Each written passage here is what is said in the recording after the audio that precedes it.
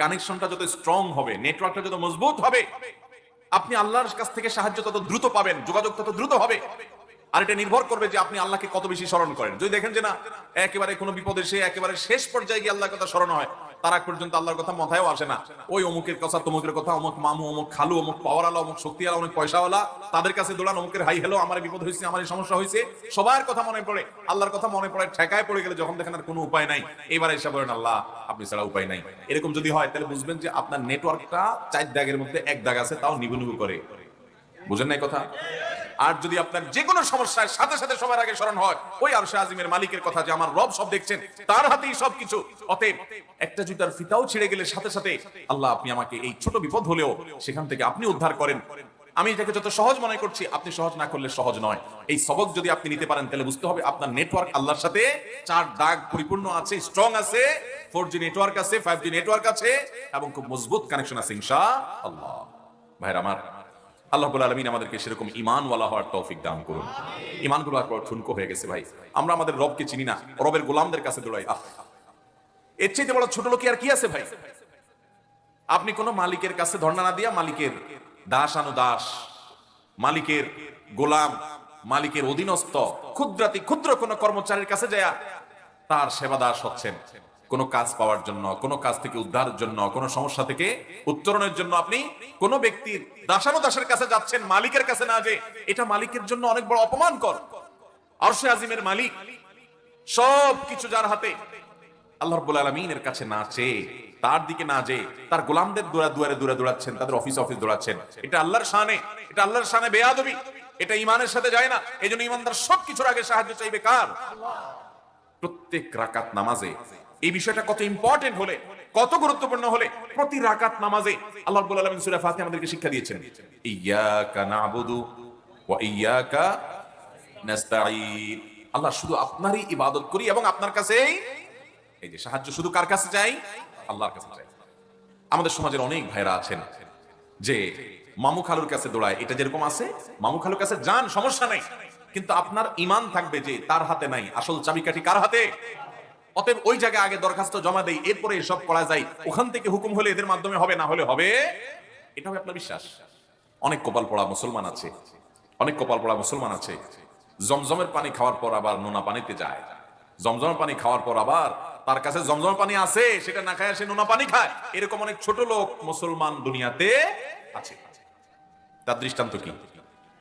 সন্তান হয় না, ব্যবসার উন্নতি নাই, ভোটে দাঁড়াইছে, জিততে চায়, দুনিয়ার কোন উদ্দেশ্য আছে, মাকসাদ আছে, এটা হাসিল করবার জন্য সে ওই কোথাকার কোন মাজারে চলে যায়, মাজারে যায় সিজদা দেয়, মাজারে যায় বাবার কাছে দোয়া করে, মাজারে যিনি সাহিত্য তার কাছে প্রার্থনা করে, তার ওখানে মান্নত করে, তার ওখানে সিন্নি দেয়, তার ওখানে দান সাদকা করে, এবং বসে বসে কান্দে।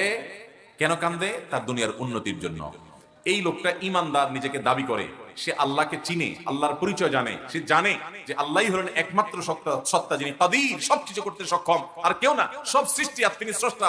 এই কপাল পোড়া জানে, তারপরও মহান সৃষ্টিকর্তা আর মহান মালিকের কাছে না যাইয়া মালিকের একজন দাসের কাছে যায় গোলামি করছে। এর চেয়ে বড় কপাল পোড়া, এর চেয়ে বড় বেয়াদব, আল্লাহর শানে বেয়াদবি করার মতো মানুষ আল্লাহর জমিনে আরেকটা নাই। এই জন্য তাকে শিরক বলা হয়েছে, আর শিরকের অপরাধকে জুলমে আযীম বলা হয়েছে, এবং এটা আল্লাহ তাআলা মাফ করবেন না তওবা ছাড়া দুনিয়া থেকে। এরকম কপাল পোড়া আমাদের মধ্যে আছে না নাই?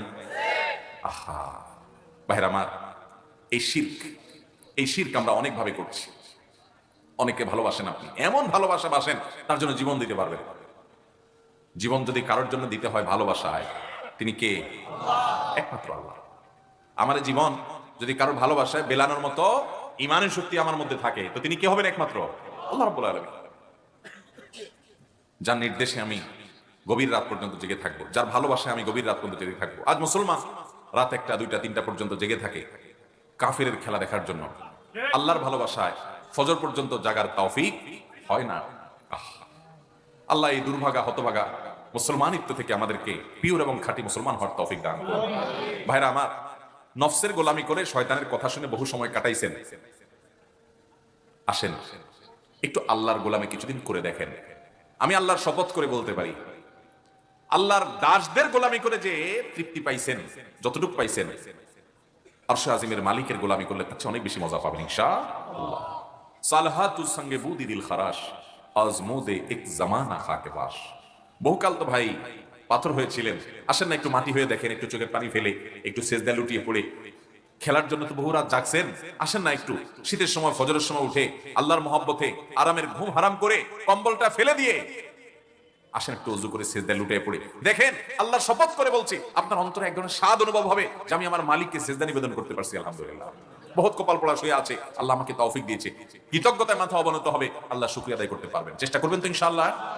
ভাইরা আমার, আল্লাহর সঙ্গে ভালোবাসা শিরক করছি আমরা, শিরক।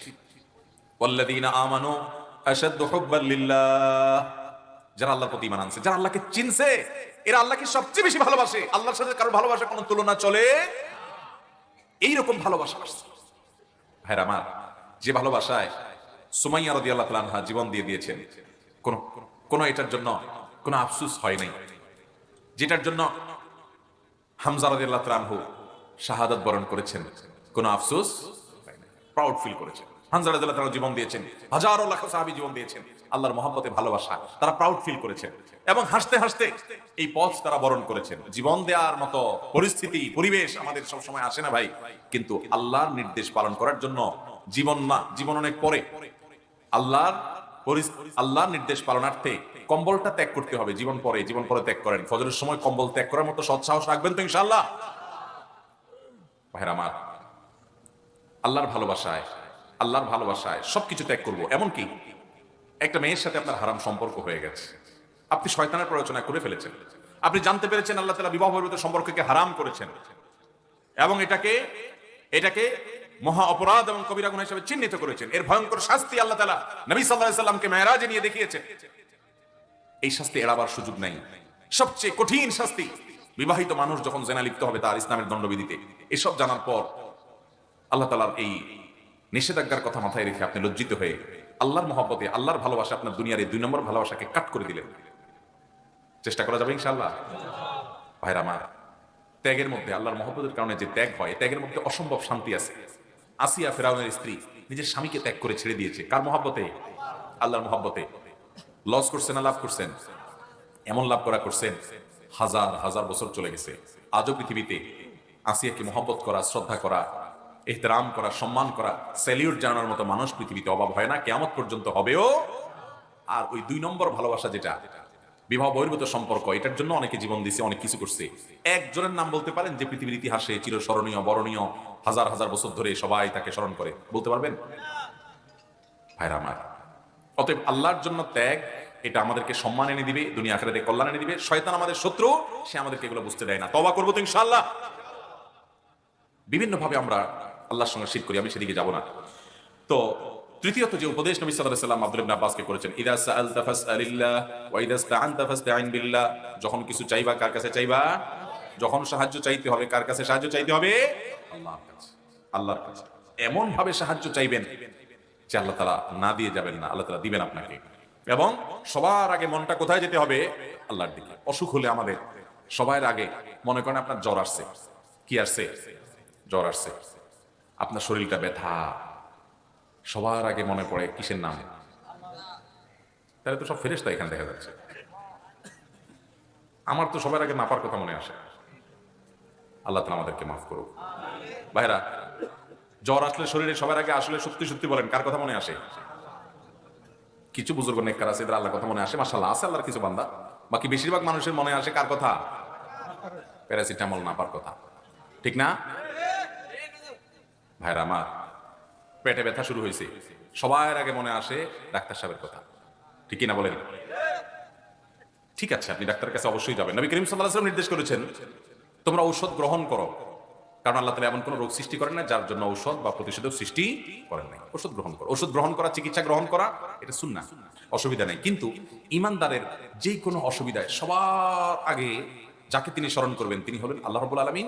যে আল্লাহ, জ্বর হয়েছে, আপনি আমাকে রক্ষা করেন। ঠিক আছে, আমি ডাক্তারের কাছে যাচ্ছি, ঠিক আছে আমি নাপা প্যারাসিটামল খাচ্ছি, ঠিক আছে আমি শরীর মুছে তেনা দিয়ে, ভিজা তেনা দিয়ে মুছে জ্বর দূর করার চেষ্টা করছি, কিন্তু আল্লাহ আপনি সাহায্য করেন, আপনি হেফাজত করেন। মনটা সবার আগে কার কাছে যাবে? আল্লাহর কাছে। ওই ছোট বাচ্চার মতো, ছোট বাচ্চা কেউ যদি তারা একটা ধাক্কা দেয়, একটু বকা দেয়, একটা গালি দেয়, একটা মাইর দেয়, একটা ঘুষি দেয়, একটা থাপড় দেয়, ছোট্ট 2, 3, 4 বছরের পোলাপান সবার আগে কারে ডাক দেয়? মা। স্মরণ আসে কার কথা? কারণ সে জানে তার মায়ের চাইতে আপন এই মুহূর্তে তার জন্য কেউ। ভাইরা আমার, ইমানদারের জন্য ইমানদারের মূল আশ্রয়স্থল হলেন আল্লাহ রাব্বুল আলামিন। আমাদের ইমানগুলো বড় ঠুনকো হয়ে গেছে, বড় দুর্বল হয়ে গেছে, আল্লাহর কথা স্মরণ আসে না। আমি নিজেও ভাই এই রোগ থেকে মুক্ত না, আপনাদেরকে বলছি আমিও এই রোগ থেকে ঊর্ধ্বে উঠতে পারি নাই। আল্লাহ রাব্বুল আলামিন আমাকে আপনাকে আমাদের সবাইকে আল্লাহ তাআলার সাচ্চা ইমানদার বান্দা হওয়ার তৌফিক দান করুন। ইমানের একেবারে ডিপে যাওয়ার, গভীরে যাওয়ার তৌফিক আল্লাহ তাআলা আমাদের নসিব করুন। সবার আগে যেন আমাদের রবকে আমরা স্মরণ করতে পারি, সেরকম ইমানওয়ালা হওয়ার তৌফিক নসিব করুন। সেটা যেদিন হইতে পারবেন, ওই যে সেদিন দেখবেন তাজিদ হতু জাহাক, আল্লাহ সাহায্যকে চোখের সামনে দেখতে পাবেন। চেষ্টা করা যাবে না ইনশাআল্লাহ। এরপরে এই 3 নম্বর উপদেশেরই পরিপূরক কথাগুলো নবী সাল্লাল্লাহু আলাইহি ওয়াসাল্লাম বলেছেন 4 নম্বরে এসে। এই কথাগুলো ভালো করে শুনে রাখেন এবং এই কথাগুলো পারলে কোন সুন্দর কাগজে লিখে নিজের অফিসে, বাসা, যেখানে সবসময় আপনি থাকেন তার আশেপাশে একটু লিখে রাখবেন। আর তার চেয়ে বেশি দরকারি হলো অন্তরের গভীরে আপনি এটাকে লিখে রাখবেন, একদম গেঁথে ফেলবেন। কথাগুলো মন দিয়ে শুনেন।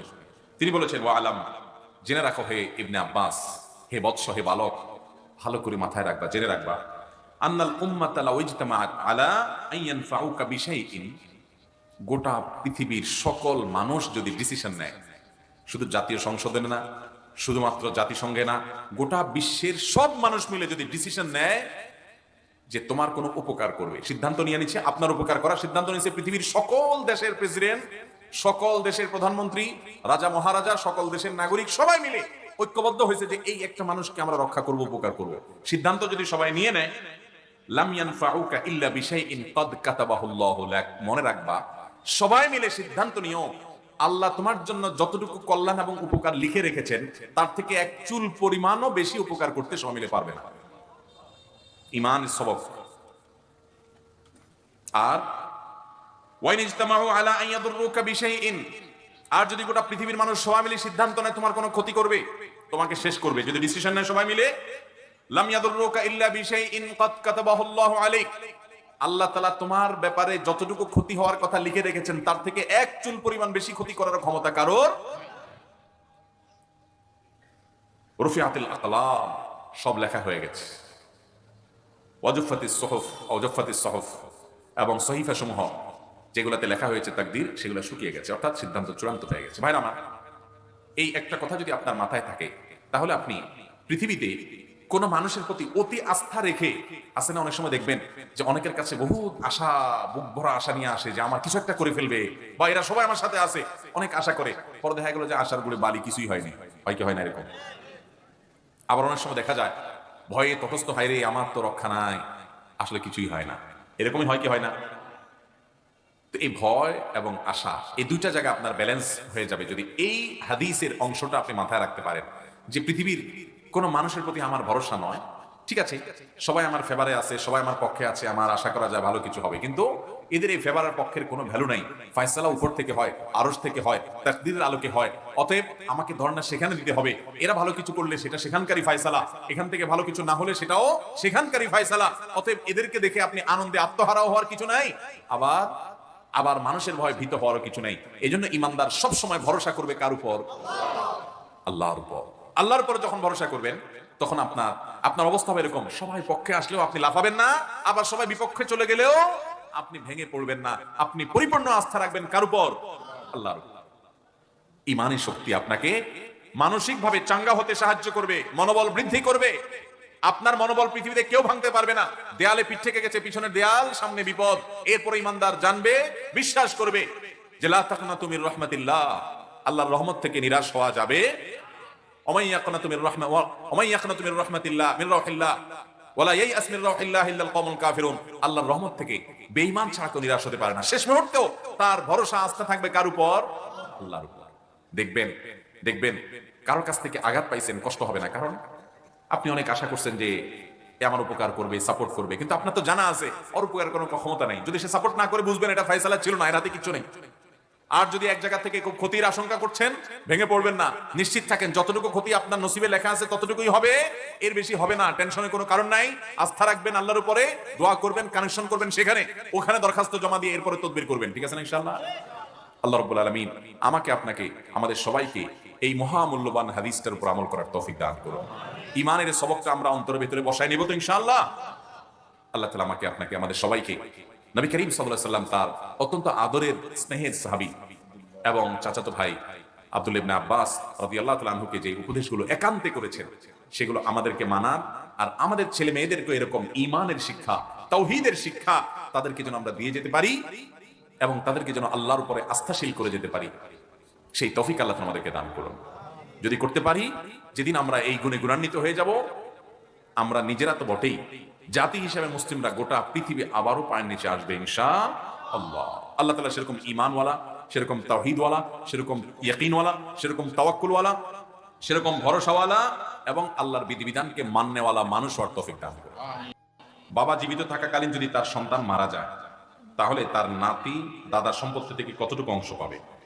দেখুন, কোন বাবা যদি দুনিয়া থেকে যাওয়ার আগে আগে ছেলে দুনিয়া থেকে চলে যায়, তাহলে সেক্ষেত্রে যেই লোক দুনিয়া থেকে চলে গেল তার সন্তানরা তার দাদার সম্পত্তি থেকে আইনত কোরআন এবং সুন্নাহর আলোকে সরাসরি কোনো বিশেষ হিস্সা পাবে না, যেহেতু তারা ওয়ারিস না। কারণ একজনের সম্পদে তার সন্তান মালিক হয় তার মৃত্যুর পর। কখন মালিক হয়? সেই লোকটার মৃত্যুর আগেই যদি ওই লোক মারা যায়, অর্থাৎ সন্তান মারা যায়, তাহলে তো বাবার সম্পদ থেকে মালিক হওয়ার সুযোগই পাইল না, সে দুনিয়া থেকে চলে গেল। আর তার সন্তানরা মালিক হবে বাপের মাধ্যমে। সে বাপই মালিক হয় না, তো তারা কোত্থেকে মালিক হবে? এই জন্য তারা মিরাজ পাবে না। কিন্তু এর মানে এই না যে তাহলে নাতিরা অসহায় হয়ে থাকবে, তারা কি করবে? মনে রাখবেন, যার বাবার কোনো সম্পদ নাই সেও পৃথিবীতে বেঁচে থাকে এবং অনেক সময় আরো ভালোভাবে বেঁচে থাকে। ঠিক না ভাই? ঠিক। আর এর চেয়ে বড় কথা হলো যে দাদা শরিয়াত দৃষ্টিকোণ থেকে বাবার মৃত্যুর পর যদি তার ছেলে মেয়েরা থাকে, তাদেরকে দাদা হিসাবে তার ভরণ পোষণ দেওয়া, তার ক্ষয় খরচ দেওয়া, পড়ালেখা করানো, চিকিৎসা করানো, বাসস্থান দেওয়ার সকল দায় দায়িত্ব বহন করতে হবে দাদাকে। কাকে বহন করতে হবে? দাদাকে বহন করতে হবে। অতএব এটা মনে করার কারণ নাই যে ইসলামে কোনো শূন্যতা বা সংকট আছে, যে বাবা মরে গেল, সন্তানরা অসহায় হয়ে গেছে কারণ দাদার সম্পদ তাদের হিস্সা নাই। সম্পদের হিস্সা তো পরের প্রশ্ন। এদের বেঁচে থাকার জন্য অভিভাবক হিসাবে সকল দায় দায়িত্ব পালন করবে, যদি তাদের না থাকে তাদের পক্ষ থেকে পালন করবে কে? দাদা।